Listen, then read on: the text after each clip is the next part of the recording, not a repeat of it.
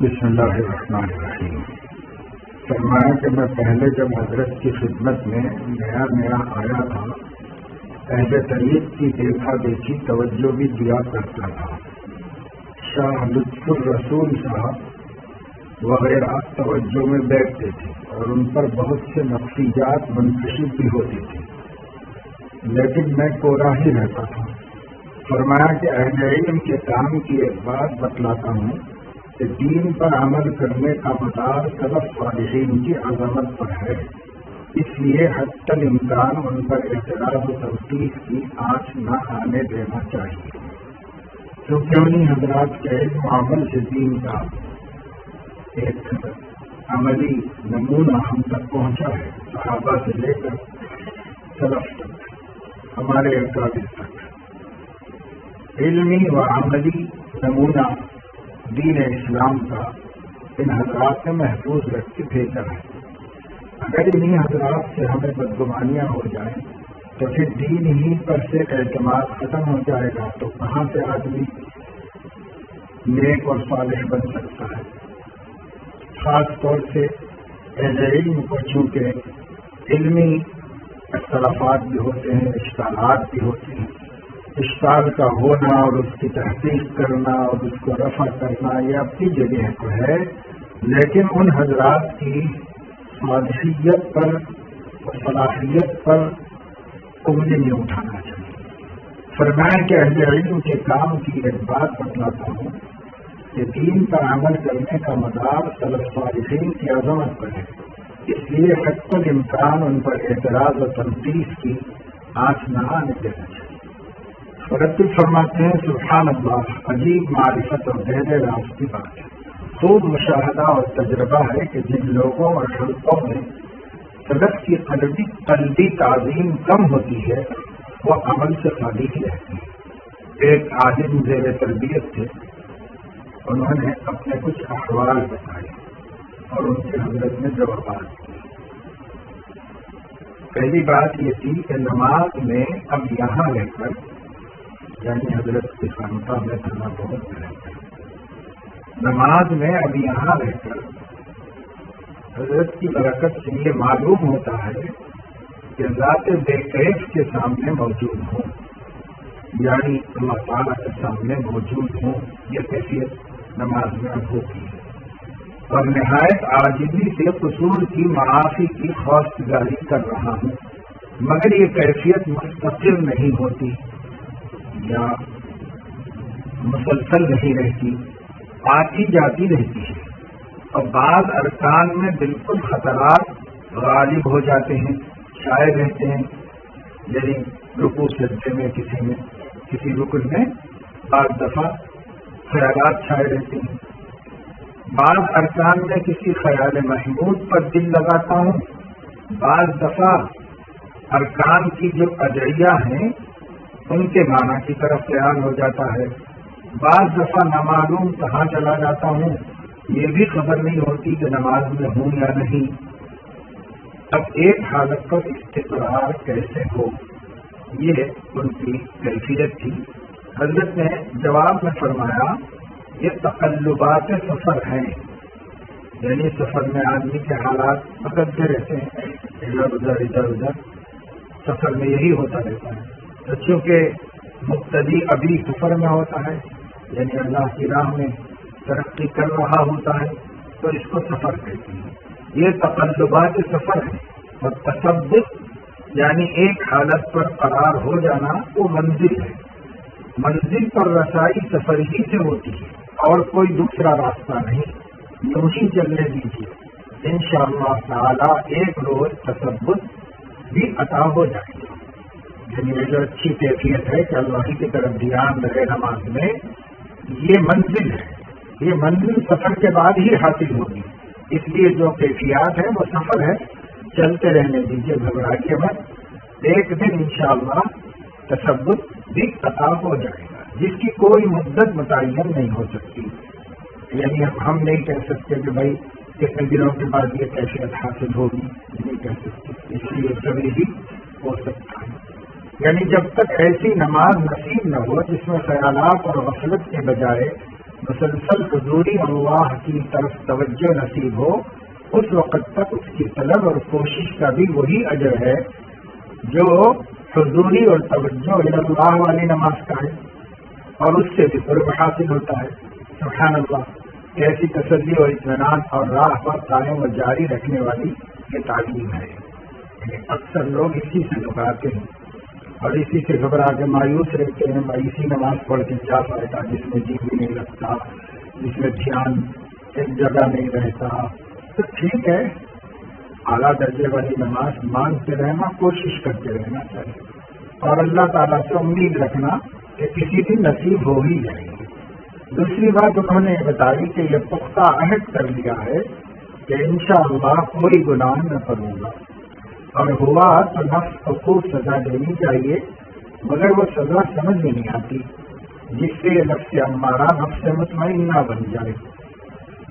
اس کے جواب میں فرمایا ہر ایک نفس کی سزا جدا ہے، جیسے حضرات فقہا نے شریف کی تعبیر اور لکھی ہے، مثلا محکمہ قضا میں بلا کر قدر ملامت کر دینا ہے، بس آپ کے نفس کے لیے یہی سزا کافی ہے، مگر نفس غیر شریف کے لیے دوسری ہے، یعنی نفس کو سزا دینے کے لیے کوئی ضابطہ مقرر نہیں ہے۔ نفس سرکش بھی ہے اور بعض لوگوں کا نفس تھوڑا گڑبڑ کرتا رہتا ہے، وہ تھوڑی تنبیہ سے بھی درست ہوتا ہے، اور جن کا نفس زیادہ سرکش ہو انہیں بھی اپنے شہر سے مشورہ کرنا چاہیے کہ یہ نفس کی سرکشی کے لیے کتنی سزا کافی ہوگی اور کیا سزا مناسب ہوگی، یہ معلوم کر کے وہ دینا چاہیے۔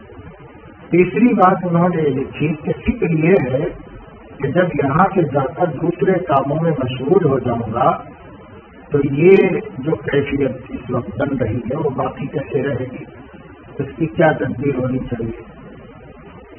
اس کے جواب میں فرمایا میرے معروضات زبانی یا مکاتمت کو ضبط کر کے پاس میں رکھو اور گار گاہ ان کا مطالعہ کر لینا، انشاءاللہ یہ بڑی حد تک کافی ہوگا، کیونکہ حضرت ہمیشہ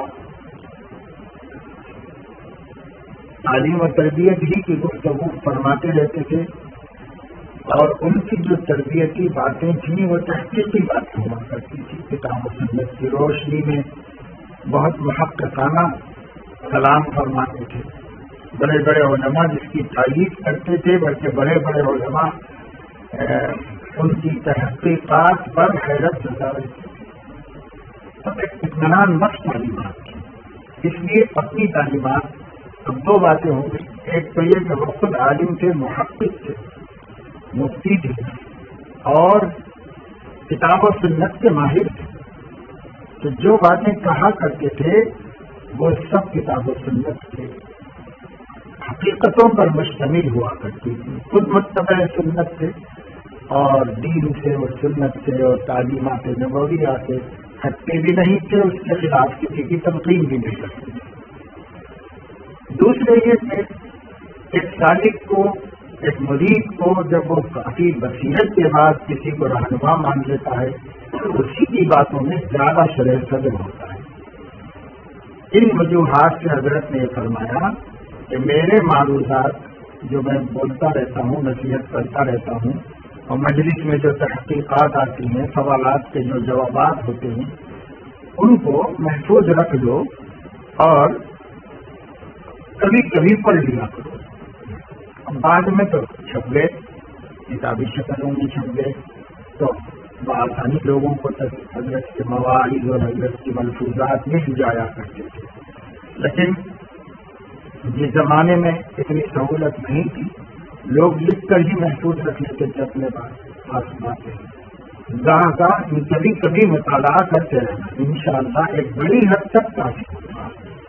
چوتھی بات انہوں نے یہ معلوم کی کہ 2-3 روز سے تقریباً ہر وقت یہ حالت رہتی ہے کہ قلب جیسے غمگین اور حزین ہو، بلکہ جیسے کسی غم میں برداشت کرنے کے بعد حالت ہوتی ہے، ایسی کیفیت ہے، زیادہ توضیح سے میں اس کو بیان نہیں کر سکتا۔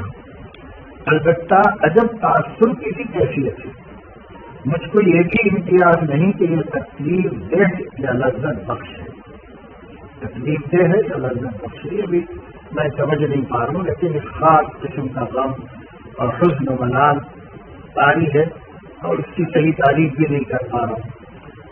یہ حالت کسی وقت زائد ہوتی ہے، کسی وقت کم۔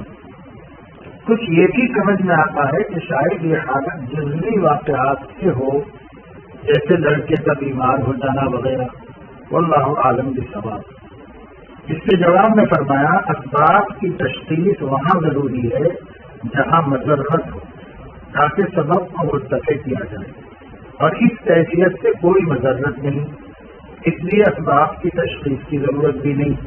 ایسے حالات سب کو پیش آتے ہیں اور خود بخود کمزور ہو جاتے ہیں، بالکل بے فکر رہی ہے۔ فرمایا کہ اس طریق میں اصل شے طلب ہے، یعنی راہ سلوک میں جو چیز آدمی کو بامراد کرتی ہے، کامیاب کرتی ہے، منزل مراد تک پہنچاتی ہے، وہ طلب ہے، چاہت ہے۔ بقدر طلب جو مناسب ہوگا ملے گا، اور جہاں ایک نظر میں کامیابی ہوئی ہے وہاں بھی مجاہدے کی بدولت ہوئی ہے۔ بہت سے مجاہدات اس نظر سے مقدم یعنی پہلے رہے ہیں کہ مسئلہ بلکہ تمام فن تصوف بہت صاف ہے، جو حالانکہ غلط قواعد مشہور کیے ہیں کہ شیخ کی ایک نظر سے کسی کا کام بن جاتا ہے اور وصول اللہ نصیب ہو جاتا ہے، یہ وہ باتیں ہیں جن کی کوئی اصل نہیں۔ چنانچہ ایک نظر میں کامیابی کی توقع میں بہت لوگ بیٹھے رہتے ہیں اور آگے نہیں بڑھتے۔ اہل اللہ کی نظر میں تاثیر ضرور ہے، لیکن آدمی ترقی کرتا ہے اپنے عمل سے، اپنی طرف، اور جو عمل ہوتا ہے وہ اپنی طلب کی بنیاد پر ہوتا ہے۔ ایک چیز کی کسی شخص کو طلب ہی نہیں ہے تو اس کو عمل کرنے کی ہمت بھی نہیں ہوتی، کرتا بھی نہیں۔ طلب اصل چیز ہے، چاہت۔ جب چاہت ہوگی تو پھر چاہت ایسی چیز ہے کہ جس کی خاطر آدمی ہر مشقت دوبارہ کرنے کو تیار ہو جاتا ہے، چاہت پوری کرنے کے لیے، پیاس۔ اسی لیے احادیث میں اللہ کی چاہت کی دعائیں مانگی گئی اور اسے سب سے بڑی خواہش اور طلب بنا دینے کی دعا کی تھی۔ اس واسطے ہمیں بھی چاہت پیدا کرنا چاہیے۔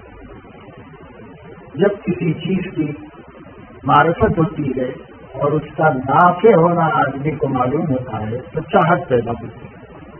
جب چاہت پیدا ہوتی ہے تو جوہد و عمل شروع ہو جاتا ہے، اور جوہد و عمل میں اللہ نے کامیابی رکھی ہے، اس بات سے کامیابی ملتی ہے۔ بیٹھے تمناؤں سے، میری تمناؤں سے ایک لقمہ کھانا بھی نہیں ملتا، میری تمناؤں سے خدا کیسے مل جائے گا، کرنا پڑتا ہے کچھ نہ کچھ مجاہدہ۔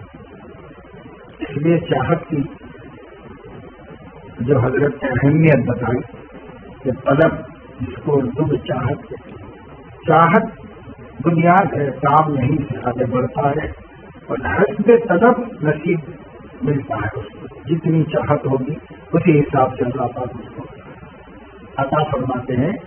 تو حضرت خواجہ صاحب نے حضرت کی اسی بات کو اپنی تعبیر میں اس طرح کہا ہے کہ سمجھتے ہیں اہل ممالک تو یہ کہ بس بادشاہت بڑی چیز ہے، بادشاہوں سے پوچھو تو کیا ہو جائیں گے، وہ اسی کے لیے لڑ رہے مر رہے ہیں۔ آج پورا عالم اسلام صرف اپنی حکومتوں کی حفاظت کی طلب میں ملت اسلامیہ کے معصوموں کا خون برداشت کر رہے ہیں، سب سہ رہے ہیں۔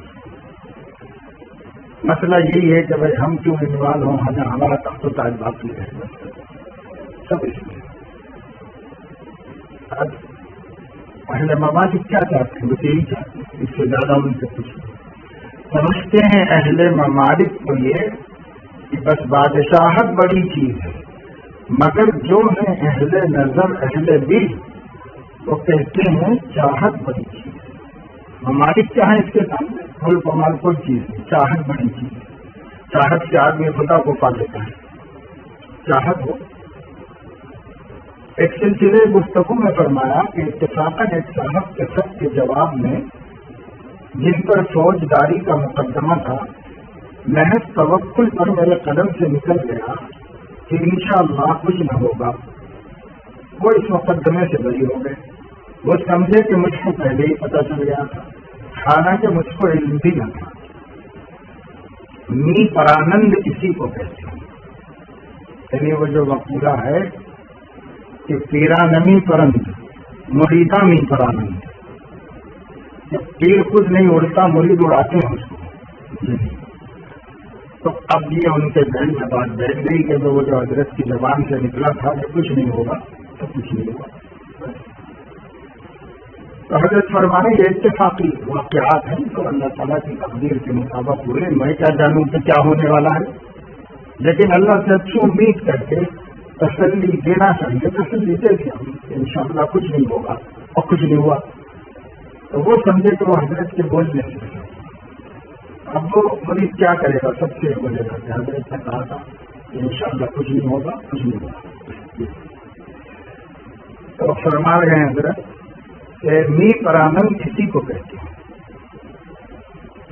یہ تو حضرت رحمت اللہ علیہ کی توازوں کی بات تھی، ورنہ حقیقت یہ ہے کہ اہل اللہ کے قلوب چونکہ اللہ تعالیٰ سے بہت متصل اور قریب ہوتے ہیں اور ان کی روحانیت سیر اللہ میں مشغول ہوتی ہے، اس لیے ان کے دل میں بات ہی ایسی آتی ہے جو اللہ تعالیٰ کی چاہت کو ظاہر کر دیتی ہے۔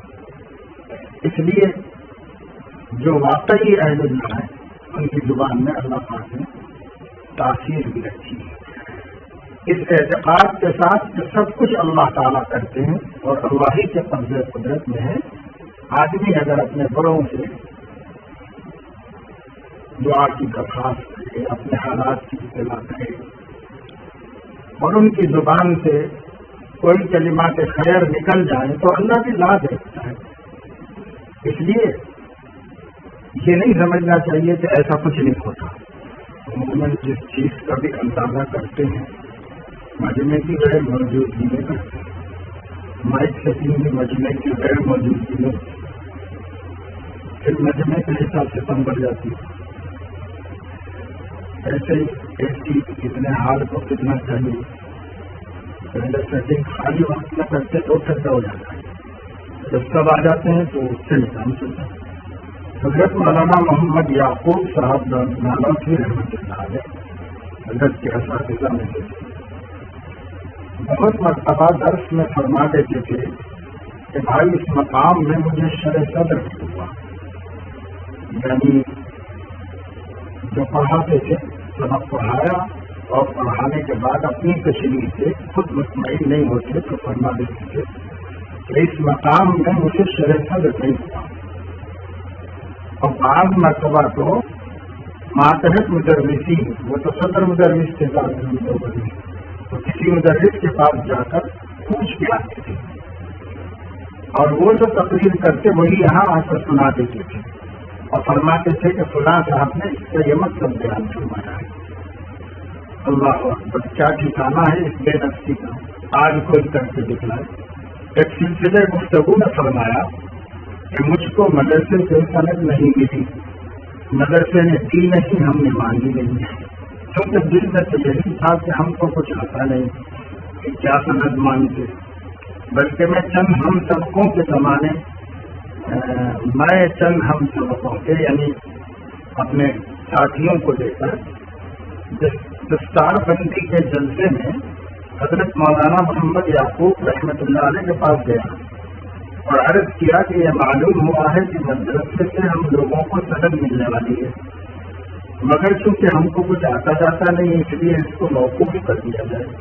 حضرت نے جوش میں آ کر فرمایا کون کہتا ہے کہ تم کو آتا نہیں، یہ خیال اپنے اساتذہ کو دیکھ کر ہو رہا ہے، لیکن جب یہاں سے ہٹو گے باہر جاؤ گے تم ہی تم ہوگے۔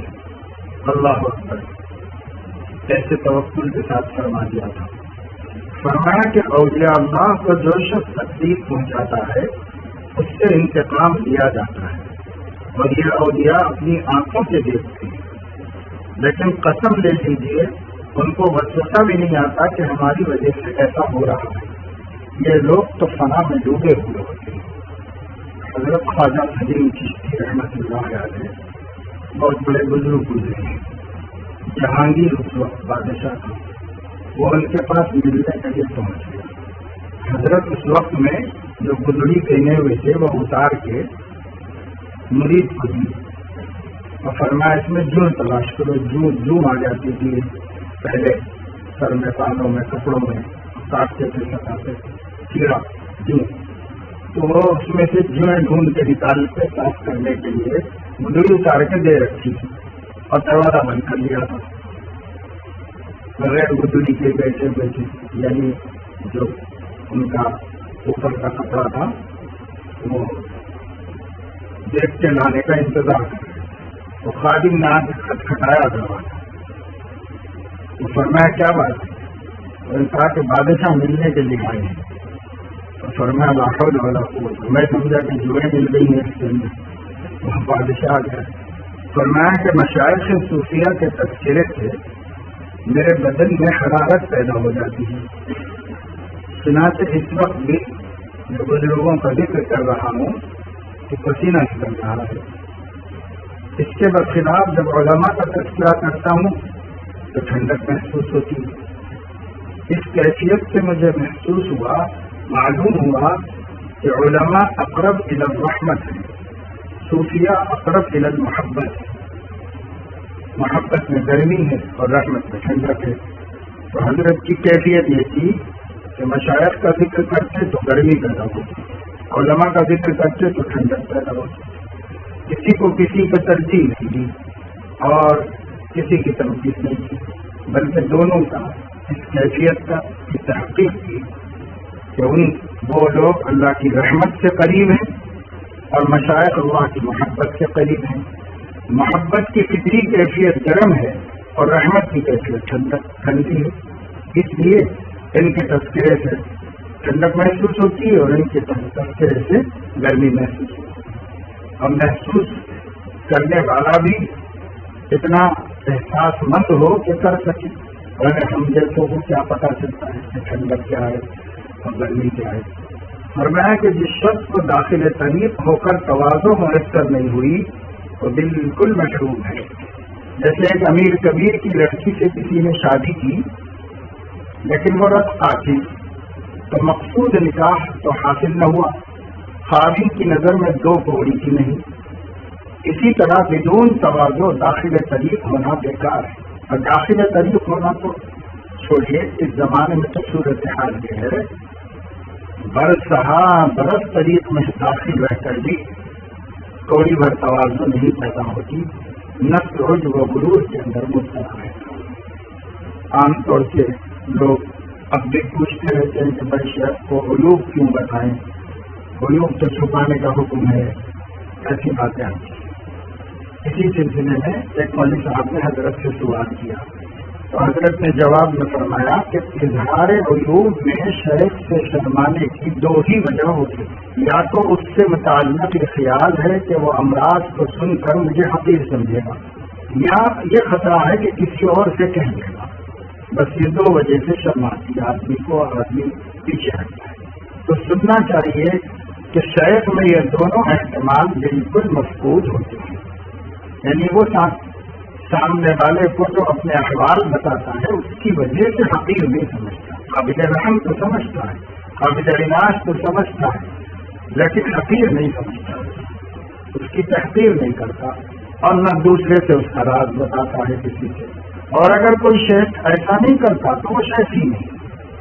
یہ بہت کام کی جو لگتی اور اہم اور ضروری باتیں ان کی مجالس میں ہوا کرتی تھی۔ اللہ تعالیٰ ان لوگوں کو جزائے خیر دے جنہوں نے اس کو سن کے کام نہیں کیا، محفوظ کر کے امت کے اگلے طبقوں کے لیے آگے بڑھا دیا۔ اس کی وجہ سے آج ہم 100 برس گزر جانے کے بعد بھی حضرت حکیم الامت مجدد الملت مولانا اشرف علی تھانوی اللہ کے ان علوم کو تازہ اور تابندہ محسوس کرتے ہیں، اور پڑھ کر سن کر زندگیوں میں تبدیلی لاتے ہیں، نفع ہوتا ہے۔ یہ سب کا جاریہ ہے۔ اللہ کے نیک بندے جو اللہ کے لیے کرتے ہیں وہ باقی رہ جاتا ہے۔ اللہ تعالیٰ اپنے فضل و کرم سے ہمیں توفیق عمل نصیب فرمائے اور اللہ تعالیٰ کو پانے کی اور ان کے تقرب کو حاصل کرنے کی اور حضرت محمد صلی اللہ علیہ وسلم کی رضا اور خوشنودی کو حاصل کرنے کی طلب ہمارے اندر پیدا کرتے سچی طلب، اور سچی طلب کو پھر اللہ ذریعہ بنا کے ہمارے وہاں تک پہنچنے کا۔ قبولیت کی گھڑیاں ہوتی ہیں، دعا کرو، خاص طور سے اہل فلسطین کی حالت اظہار کے بدل جانے کے لیے اللہ تعالیٰ سے دعا مانگو کہ اللہ رحمت سے تبدیل فرما دے گا۔ سبحان اللہ۔